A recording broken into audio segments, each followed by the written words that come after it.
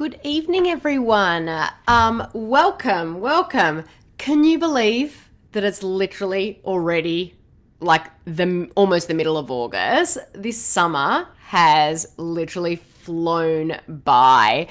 So if you're tuning in live, I'd love to hear about some of the fun things that you did this summer. Did you guys go on vacation or spend time at the pool or camp? Tell me in the comments.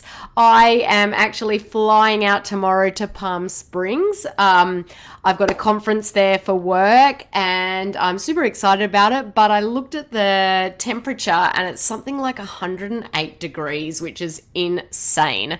But Seattle right now is having a heat wave as well. I'm just wondering if anyone else around the country is having those heat waves. Now, with August comes back to school. So I know that there are a number of families out there already that have gone back to school. We don't start until the 30th of August. Some are starting next week. And so this month, my team at our Road to Thrive has really been putting together resources for you guys to help make this transition just a little bit easier. So today I really wanted to share one of those resources with you. So stick with me until the end of this live if you'd like to grab that free resource. So let's dive in. How many of you guys struggle with packaging your school lunches? If that's you, give me a total me too in the comments below. I asked my email list last week what some of their challenges were with back to school, and I got so many responses saying school lunches. So that is why I wanted to hop on here today to share my top tip for managing school lunches. My family is 100% gluten, dairy, and soy free. So I have found that it's best for us to just pack our own lunches.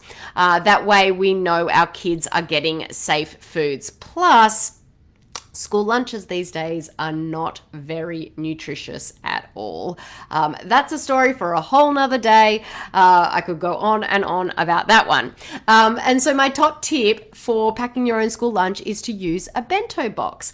And this kitchen item has taken so much stress out of my day-to-day life. Years ago, when I first started fighting my son's ADHD symptoms with food, school lunches were literally the bane of my existence. I don't know if they are yours now, but I used to dread doing them all day, every day. It was just the bane of my existence. And so I could cook him healthy meals for dinner. I even found quick, healthy options for breakfast before school. But I just couldn't figure out what to do about school lunches. My son only wanted to eat the same junk every day, and I just didn't have time to figure out a healthier way to feed him. Or at least that's what I thought back then. School lunches were literally stressing me out. But then I started to use bento boxes. Have you guys heard of these bento boxes before? They are these great little lunchbox containers with separate compartments for all the various food items. I probably should have bought one in here for this live today, but I just didn't even think about it. Anyway, these boxes really helped me realize that there were a lot more options to school lunches than just a sandwich and chips. I remember growing up and I literally would have a sandwich every single day. Now I can't stand sandwiches because I literally had them every single day. Now, when using the bento box, I include a variety of foods in their school lunches. And so I'm just going to list a couple of my favorites. We love nitrate and nitrite-free lunch meat.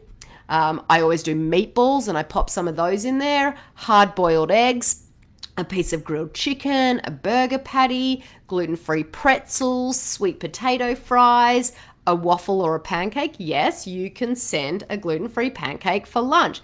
And you can hide so much stuff in it that they wouldn't even know and love it. You can put in granola or dairy-free yogurt, carrots, celery, peppers, strawberries, blueberries, apple slices with nut butter. There are so many great options out there. One great thing about bento boxes is that even if your child doesn't eat everything you send in the box, at least you know they are getting some good nutrition. I have found that when parents only send one main item in their school lunchbox for their child, like a sandwich, if their child doesn't like it, they're not going to eat it. They're going to miss out on almost all of their lunch, and they're going to go through the rest of the day hungry. And then after school, the children are starving and will most likely have meltdowns because they're totally hangry. Now, with bento boxes, even if a child doesn't eat one food, they are still getting great foods in their bellies from all the other compartments of the box. So are you ready to start taking some of the stress out of school lunches?